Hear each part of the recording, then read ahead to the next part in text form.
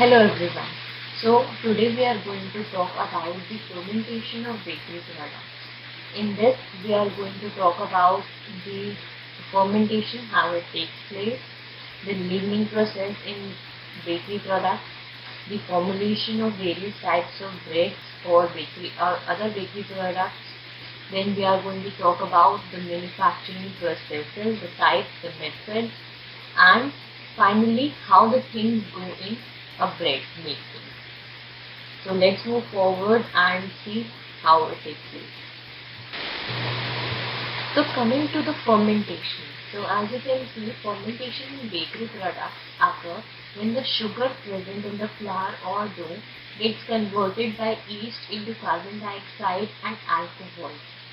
So the basic product, that is the sugar which is present in dough or flour, it is converted into carbon dioxide and alcohol.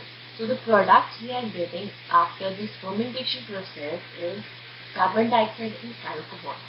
So what is the thing, what is the contribution of these two components in the bakery product which we are having? So carbon dioxide, it enables the dough to rise as well as it decreases the pH of the product. And alcohol generally provides the flavor of the product. So as you can see, this enzyme hydrolyzes as well as softens the gluten, and it also changes the dough characteristics to allow more of the gas retention. So this was all about the fermentation. Let's see what is the leavening process. So here comes the leavening process. Basically, leavening means to put gas into a dough during or before baking to make it more lighter and more chewable. There are various kinds of breads present in the market. Some are leavened and some are unleavened. It depends upon how they are going to be consumed. So if I talk about a simple chapati that we are consuming in everyday life, it is an unleavened bread.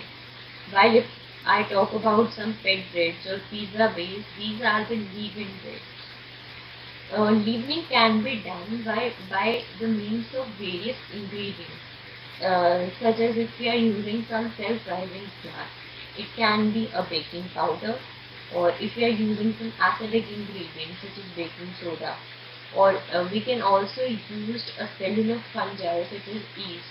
In many cases, Saccharomyces cerevisiae is used for the leavening process. Generally, this Saccharomyces cerevisiae is also used for alcoholic beverages, but there it is not said as leaven, it is known as brewing. So this was all about the leavening process. Now we are going to see the formulations of this bread making. So talking about the formulation of bread, these are the four main ingredients, that is the flour, water, yeast and salt, which are used for the formation of the bread. Apart from this, sometimes fat, egg, milk and many more other ingredients are used. That depends upon what is the final product and what are the characteristics required for that. Suppose if I talk about rusk, we have all eaten rusk in our lives, but you never know that it is a double baked product. The first baking is done, and after the 24 hours of that first baking, it is again baked to give it that crispiness and that hard crust. So this is the thing which we all need to know, and about these the uses of these ingredients and what are the roles they are playing in this formulations. I'm going to tell you this in the later slides. So let's move forward. So here we have some examples of the bakery products which can be of various shapes and sizes. Bakery products come in a variety of shapes and sizes. Like it depends upon the consumer attraction as well as the ease of making. Suppose biscuits come in circular shapes as well, in rectangular shapes as well, in a square shape as well, and a variety of shapes. Then we have the pan breads, we have the oven hearts, we have buns, we have hot dogs, muffins, cookies and crackers. These all come in the variety of shapes and sizes. If I say that bakery products are the only category of products which are available in the most different shapes and sizes, I might not be the wrong here. So let's move forward and see what we have further. Okay, so talking about some of the characteristics of these bakery products, we have the crumb and crust characteristics. Apart from this, we have the specific volume of the product. Like if I say that specific volume is basically a substance volume per its mass, that is the basic definition of the specific volume. It can be a low density, high volume as per the white pan breads which are available, or it can be a dense dark bread of the Central Europe which are available there, or something in between. So this is the specific volume, that it can be a dense product or it can be a lighter product. That is the specific volume. And now coming to the crust and crumb characteristics. So crust characteristics largely depends upon the Maillard reaction and the caramelization. So let's see what are these. So Maillard reaction are basically the browning reaction between the sugar and amino acids that are present in the protein of flours, whereas caramelization occurs in the sugars in the dough which is present in the dough. These reactions enhance the color and flavor and the aroma of the product. This ranges from thin crispy crust to thick crust as well. So coming to the crumb basically refers to the pattern and size of the holes inside a loop. Breads have very high uniform crumb structure. The pattern and size of the cell is determined due to the expansion of gases present in the dough during baking. The quality of the bread is determined by the crumb uniformity. So the cells should be uniform size and uniformly distributed all over the surface. So this was all about the characteristics. Let's see the production process. So for production of any kind of bread or any kind of bakery product, there are basically 4 methods of the production. That is the sponge dough method, the straight dough method, the continuous mix method, and the liquid mix method. I'm going to talk about all these 4 methods in the next slide. So let's see it. So here we are going to talk mixed properly and then mixed properly in a mixer. That mixer is firstly operated slowly to incorporate and blend these components, and then the mixer is speeded up until the dough is completely mixed and properly developed. At this point, the dough has been transformed from a slightly sticky wet appearing mixture into a smooth cohesive dough characterized by a glossy sheen. So that is the difference which is visible very much. That is identifiable. This change occurs because of the unique properties of wheat. Upon addition of water and the input of energy, wheat proteins and lipids form gluten. So here comes the elasticity by the formation of gluten. As the Saccharomyces cerevisiae evolves CO2, this gas diffuses into previously formed gas vesicles in the first fermentation. In the fermentation that happened, the sponge fermentation, that formed some gas vesicles. So the Saccharomyces cerevisiae evolves CO2 and this gas diffuses with the previously formed gas vesicles. The dough, due to this unique nature of gluten, is able to retain this gas and thereby leaven. So the size, or you can say the fluffiness of the dough you can see, or the bread you can see, that is due to this thing. And then it is rested for 20 to 30 minutes. After that, in the next stage, the dough is cut into pieces of the desired weight by a machine that is which volumetrically divides the pieces and discharges them into a moving bed.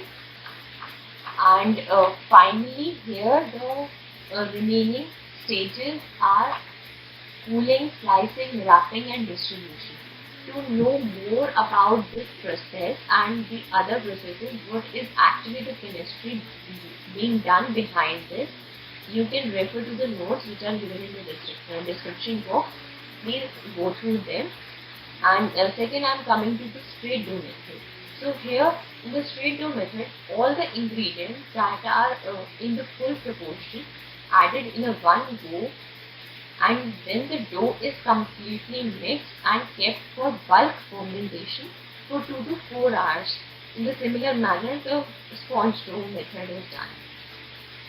And then the other process that is happening, the remaining stages, it is same as the sponge dough method. That is, it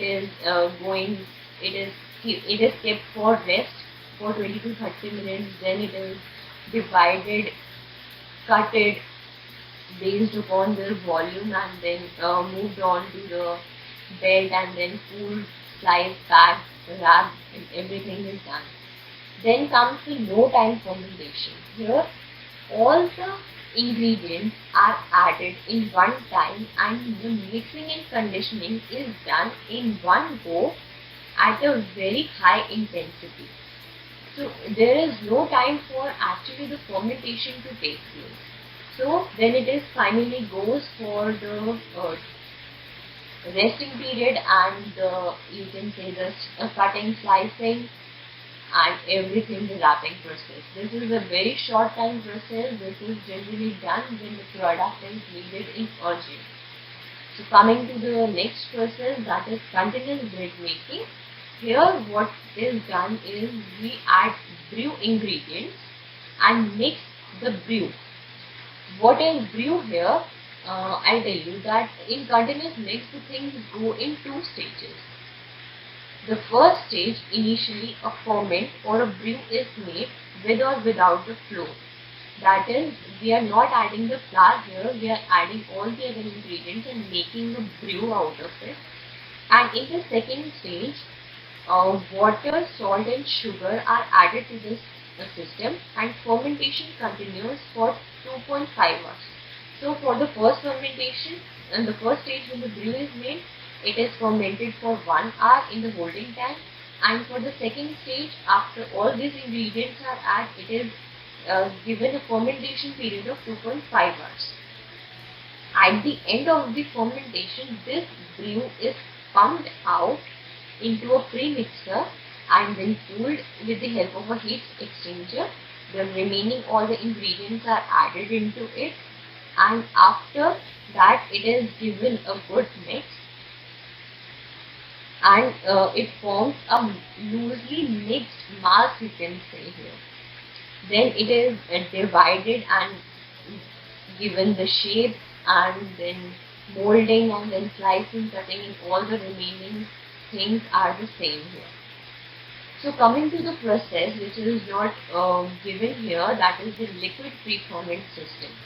So in this system, a liquid pre-ferment or a brew is prepared and allowed to undergo fermentation, much as described for the continuous bread mixing method. After the fermentation is done, the brew is pumped through a dough mixer along with the remaining ingredients. Here the dough is mixed and then subjected to the same processing step as outlined for the dough in sponge dough process. So here the processes are going same, but with a little modification in the steps.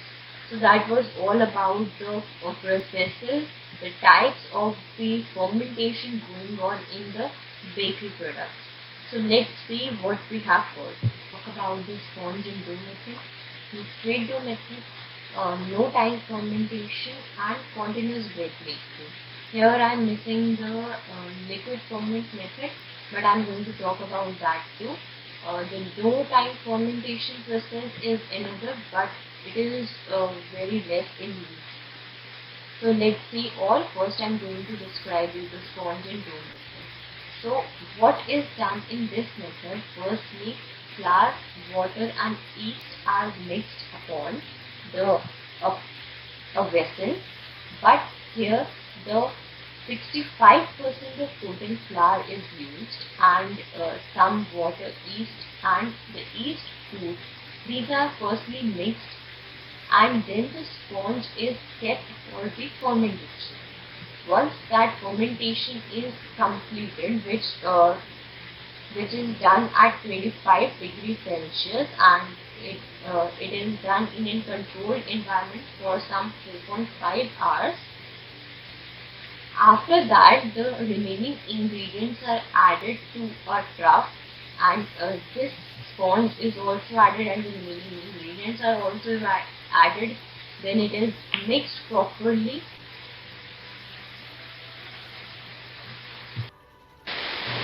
So here we have the bread production process. I'm not going to talk about the basic production process because that is same that I have discussed in the previous slide. But here I am going to talk about the ingredients which are present in the formation of the bread and what is the role they are playing in it. So there are basically 4 ingredients that are present. The first one is refined wheat flour, then we have the yeast, then we have the water, and finally we have the salt. So what all the things which these 4 ingredients are doing in the bread.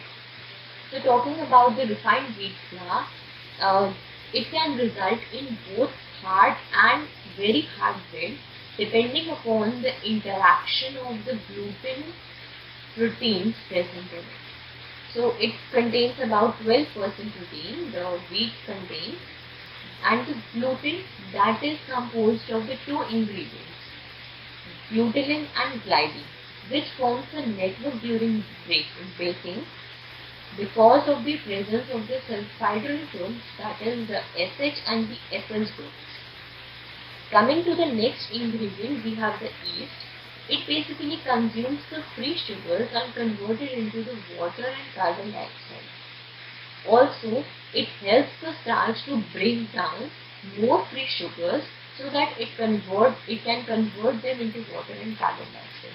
So it is helping itself basically. Coming to the next, we have water.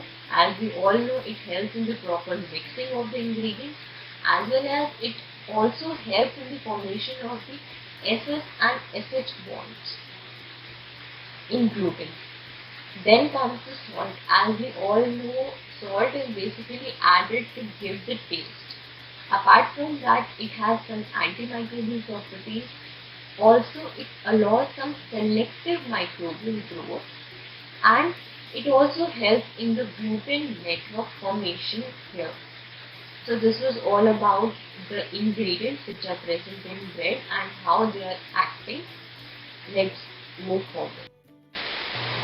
So this was all about the bread production, or you can say the fermentation of bakery products. I hope you liked the video. I hope you understood which I was trying to explain. And if you have any queries, please drop the comment box if you want the proper notes out of it, because some of the things that we cannot just put up in the slides, you can just take the notes and try to understand there. We have a small quiz on this that is also given in the description box. Please check out, and thank you so much.